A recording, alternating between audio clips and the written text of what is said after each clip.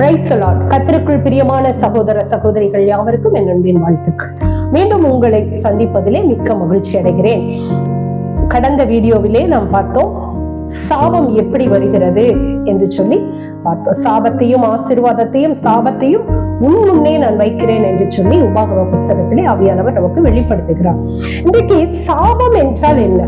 இன்னைக்கு அநேக மக்கள் வர்றாங்க, ஜெபத்திற்காக வர்றாங்க. அவங்க பாத்தீங்கன்னா எங்களுக்கு நிறைய சாபம் இருக்குன்னு சொல்றாங்க, அவங்க என்ன பண்றதுன்னு தெரியல அப்படின்னு தான் வந்து புலம்புறாங்க. இதை பார்த்து கொண்டு இருக்கிற உங்களுக்கும் கூட அப்படிப்பட்டதான சூழ்நிலைகள் இருந்திருக்கலாம் அல்லது இருக்கலாம். அல்லது இந்த சாபம் என்றால் என்ன என்பதை முதலாவது நாம் நன்றாக அறிந்து கொள்ள வேண்டும். சாபம் என்றால் என்ன? தேவனுடைய பாதுகாப்பில் இருந்து நம்மை வெளியிலே கொண்டு வருவதுதான் சாபம். ஓகேங்களா? அவருடைய வார்த்தைக்கு கீழ்ப்படியாததினாலே வரக்கூடியதுதான் சாபம். ஒரு மனுஷன் எப்ப சாபம் கொடுப்பாங்க? மனுஷீகத்துல நிறைய பேர் சபிக்கிறாங்க இல்லையா? எப்ப கொடுப்பாங்க?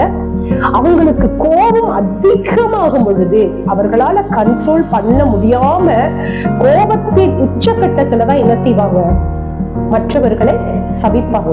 அப்படி இருந்தா நம்ம கூட சாபம் அப்படிதான் வருகிறது. சரிங்களா? இப்போ நான் உங்களுக்கு ரொம்ப சுருக்கமா நான் சொல்லிடுறேன். சாபம் வரக்கூடிய வழிகள் அப்படின்னு பாத்தீங்கன்னா, எந்தெந்த வழிகள்ல எனக்கு சாபம் வரும் அப்படின்னு தெரிஞ்சா இதற்கு மேல நீங்க சாபம் யாருக்கிட்டையும் வாங்காம பாதுகாத்துக்கலாம். சரிங்களா? இப்போ முதலாவது சாபம் எங்க இருந்து வருது அப்படின்னு வேதம் சொல்லுகிறதுனா, நம்மளுடைய முன்னோரிடத்திலிருந்து சாபம் வருகிறது. நம்மளுடைய முன்னோர்கள் அப்படின்னா நம்மளுடைய தாத்தா பாட்டி, இவங்க மூலமா நமக்கு என்ன இருக்கு? சாபம் வருகிறது. அவர்கள் தேவனுடைய வார்த்தைக்கு கீழ்ப்படியாமல் பாவம் செய்ததினாலே அந்த பாவத்தின் நிமித்தமாக நமக்கு என்ன வருது? சாபம் வருகிறது. அப்ப முன்னோர்கிட்ட இருந்து நமக்கு என்ன செய்யுது? முதலாவது சாபம் வருகிறது. இரண்டாவது என்ன செய்கிறதுனா, தங்களுடைய வாயிலிருந்து சாபம் வருகிறது என்று வேதம் சொல்லுகிறது. எப்படி சாபம் வருகிறது? அதாவது யோபு புஸ்தகம் சொல்றாரு 20ஆம் அதிகாரம் 12வது வசனத்திலே, பொல்லாப்பு அவன் வாயில் இருக்கும், இனிமையானது அவன் வாயிலே இருக்காது. அவனுடைய வாயை திறந்தாவே என்ன செய்வாங்க? சில பேர் எப்ப பாரு சண்டை, எப்ப பாரு பிரச்சனை, எப்ப பாரு அடுத்தவர்களை பத்திய குறை, எப்ப பாரு நெகட்டிவான வேர்ட்ஸ். இப்போ இந்த மாதிரி இருக்கிறவங்களால என்ன பண்ணுது? அவங்க வாயில இருந்து என்ன செய்யுது? சாபம் வருகிறது. எப்ப பாரு சபிப்பாங்க. வேதம் சொல்லுகிறது, கசப்பும் சபிப்பும் நிறைந்திருக்கிறது அவர்கள் வாயிலே. அப்படிப்பட்ட வாயா உங்கள் வாயில் இருந்தா அது என்னது? சாபம். தேவையில்லாம அடுத்தவங்களை போட்டு என்ன செய்வாங்க? விஷம் நிறைந்ததா இருக்கும் அந்த நாவு. அடுத்தவங்களை காயப்படுத்துறது, அடுத்தவர்களை கஷ்டப்படுத்துறது, அடுத்தவங்களுடைய மனதை உடைக்கும்படியாக என்ன செய்யறாங்க? பேசுறாங்க. காரணம், அதன் மூலமாய் அவர்களுக்கு என்ன வரும்? சாபம் வரும். இதை கேட்டுக்கொண்டு இருக்கிற தெய்வ பிள்ளையே, நீங்களும் கூட பிறருடைய மனதை காயப்படுத்தும்படியாக, பிறருடைய மனதை நோகடிக்கும்படியாக இல்லையா, அப்படி நீங்க பேசும் பொழுது நிச்சயம் ஆண்டவர் உங்களுக்கு சாபம் வரும். உங்களுக்கு உங்கள் மூலமாகவே சாபம் வரும். மூன்றாவது காரியம் என்னன்னா, தனக்குத்தானே வருவித்துக் கொள்ளுகிற சாபம். எப்படி வருவித்துக்கிறாங்க? தப்புன்னு தெரியும், நீ இதை செஞ்சா உனக்கு இது நடக்கும்னு தெரியும், பரவாயில்ல. நிறைய பேர் பார்த்திருக்கீங்களா? வேணும்னே திமிருக்கே பேசுவாங்க. எப்படி? பரவாயில்ல, நான் அழிஞ்சிட்டு போறேன் இல்லையா, நான் கெட்டா கெட்டுட்டு போறேன், நான் உருப்படலைன்னா உருப்படாமையே போறேன், இதெல்லாம் சொன்னீங்கன்னா நீங்களே அந்த சாபத்தை விரும்புறீங்கன்னு அர்த்தம் இல்லையா? அது என்ன செய்யறாருன்னா, அந்த சாபத்தை நீங்க என்ன செய்யறீங்க? தனக்கு தானே வருவிச்சுக்கிறீங்க. நீங்க நிறைய பேர் பாத்தீங்கன்னா உங்க வீட்டுல சாபத்தை கொண்டாந்து வச்சிடுறீங்க. உபாகம புஸ்தகம் சொல்லுது, சாபமான பொருள்கள் ஒன்றும் உன் வீட்டில் இருக்க லாகாது. சபிக்கப்பட்ட பொருள்கள் உங்க வீட்டுக்குள்ள இருந்தா சாபம் உங்களுக்குள்ள வரும். இப்போ மரித்து போன ஒருத்தருடைய பாடியை கொண்டாந்து, சரீரத்தை கொண்டாந்து உங்க வீட்டுல வச்சுட்டோம்னு வச்சுக்கோங்களேன், அந்த இடத்துல தீட்டா இல்லையா? தீச்சு இல்லையா? அது மாதிரிதான் சபிக்கப்பட்ட காரியம் உங்க வீட்டுக்குள்ள வந்துருச்சுன்னா அதன் மூலமா உங்களுக்கு சாபம் வரும். இது என்ன பண்றீங்க? நீங்களே வேலண்டா கொண்டாந்து உங்க வீட்டுக்குள்ள வச்சுக்கிறீங்க. அதுதான் தனக்குத்தானே வருவித்துக் கொள்ளுகிற சாபம். நிறைய பேருக்கு என்ன தெரியல. இன்னைக்கு பாத்தீங்கன்னா தண்ணி அடிக்கிறது வீட்டுக்குள்ளேயே, பான்பராக் போடுறது வீட்டுக்குள்ளேயே இல்லையா, சினிமா பாக்குறது, தேவையில்லாத காரியங்கள் வீட்டுக்குள்ள. வீடு ஒரு பரிசுத்தமா இருக்கணும். அப்ப ஆவியானவர் உங்க வீட்டுக்குள்ள வருவார். ஆனா சாபமான காரியம் எல்லாம் உங்க வீட்டுக்குள்ள இருந்தா என்ன வருங்க? சாபம் வந்துடும். அப்போ அந்த மாதிரி சாபமான பொருள்கள் என்ன செய்யக்கூடாது? இருக்க கூடாது. இன்னைக்கு நிறைய பேர் பாத்தீங்கன்னா விக்கிரகங்கள், அதாவது பாத்தீங்கன்னா மற்றவர்களுடைய பொருள் உங்க வீட்டுல இருந்தா சாபம் வருங்க. மற்றவர்களுடைய பொருள் உங்க வீட்டுக்குள்ள இருக்கா சாபம் வரும். இன்னைக்கு நிறைய பேர் பாத்தீங்கன்னா புறமாக்கத்துல இருந்து ரட்சிக்கப்பட்டு நம்ம வந்திருக்கிறோம். நம்ம ரட்சிக்கப்படுறதுக்கு முன்னாடி பாத்தீங்கன்னா என்னுடைய விசுவாசிகள் நிறைய பேர் பாத்தீங்கன்னா ஹிந்துல இருந்துதான் வந்திருக்காங்க. அப்ப நாங்க போய் ஜெபிக்கும் பொழுது ஆண்டவர் சொல்வார், இவங்க வீட்டுல சாபமான பொருள்கள் இருக்கிறது அப்படிம்பாரு. ஆனா ஏதாவது உங்க வீட்டுல இருக்கா? ஐயோ எங்க வீட்டுல எதுவுமே இல்லைங்கம்மா அப்படிம்பாங்க.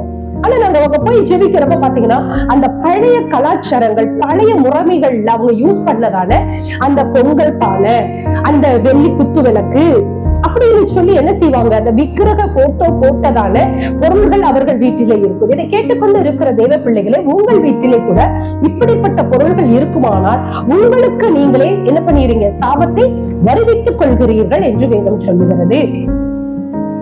சாபம் வர்ற வழியை நான் உங்களுக்கு சொல்லி கொடுத்துட்டு இருக்கேன். இதுல ஏதாவது ஒரு வழி நீங்க ஓபன் பண்ணி வச்சிருந்தீங்கன்னா இன்னைக்கு அதை கரெக்ட் பண்ணுங்க. இப்ப 3 வழிகளை நான் உங்களுக்கு சொல்லிக் கொடுத்தேன். முன்னோரிடத்திலிருந்து சாபம் வரும், உங்களுடைய வாயினாலே சாபம் வரும், தனக்குத்தானே நீங்க என்ன பண்ணிடுறீங்க, சாபத்தை வருவிச்சுக்கிறீங்கன்னு நான் சொல்றேன். இப்ப 4வது காரியம் என்னன்னா, ஆண்டவரிடத்திலிருந்து சாபம் வரும். எப்படி இருக்கும் அப்படின்னா, ஆண்டவர் புதிய ஏற்பாடு காலத்துல அத்தி மரத்துல போய் கனியை பார்க்கிறார். நல்ல பசுமையா இருக்கு. இன்றைய கிறிஸ்துவர்களை போல நல்ல ஆசீர்வாதம், நல்ல வேலை, நல்ல பங்களா, நல்ல காசு. ஆனா கர்த்தர் விரும்புகிற கனி நம்மகிட்ட இல்லையா, சாபம் வரும். நீ ரட்சிக்கப்பட்டு 3 வருடத்திற்கு பிறகு உன்னிடத்திலே கர்த்தர் நிச்சயம் கனியை எதிர்பார்ப்பார். நான் ஊழியக்காரன் இல்லையே, நான் எப்படி கனி கொடுக்க முடியும் நீங்க நினைச்சீங்கன்னா, நீ உங்களுடைய வாழ்க்கையிலே கர்த்தர் செய்த நன்மைகளை மற்றவர்களுக்கு சொல்லாமல் இருந்தாலே நீ உனக்கு சாபம் வரும். மற்றதுக்கெல்லாம் ஓடி ஓடி சொல்றீங்களே இல்லையா, கர்த்தர் உங்க வாழ்க்கையில நன்மை செய்திருக்கிறார், அதை நீங்கள் மற்றவருக்கு சாட்சிகளை சொல்லுங்கள் போதும் இல்லையா. வேதம் சொல்லுகிறது, உன் வாயை விரிவாய் திற, நான் அதை நுறக்குவேன். வாயை திறக்கிறது இல்ல நம்ம ஆண்டவர் செய்த நன்மையை சொல்றதுக்கு. ஆனா ஊர் கதையெல்லாம் நல்லா பேசுவோம், அதுக்கெல்லாம் வெக்கமே பட மாட்டோம். அடுத்தவங்களை பத்தி நல்லா பேசுவோம், அதுக்கு நம்ம வெக்கப்பட மாட்டோம். நம்மளுடைய பிரச்சனைகளை அடுத்தவங்க போய் மணிக்கணக்கா சொல்லுவோம், அதுல வெக்கப்பட மாட்டோம். ஆனா கர்த்தர் செய்த நன்மைகளை சொல்றது உங்களுக்கு வாய் கூசும். எப்படி போய் சொல்றது, ஏதாவது நினைச்சுப்பாங்க இல்லைங்க. இன்னையில இருந்து அப்படியெல்லாம் நீ சொல்லலைன்னா, நீங்க சொல்லலைன்னா சாபம் வரும். கர்த்தர் எவ்வளவு நாளைக்கு கொடுத்துட்டே இருப்பாரு.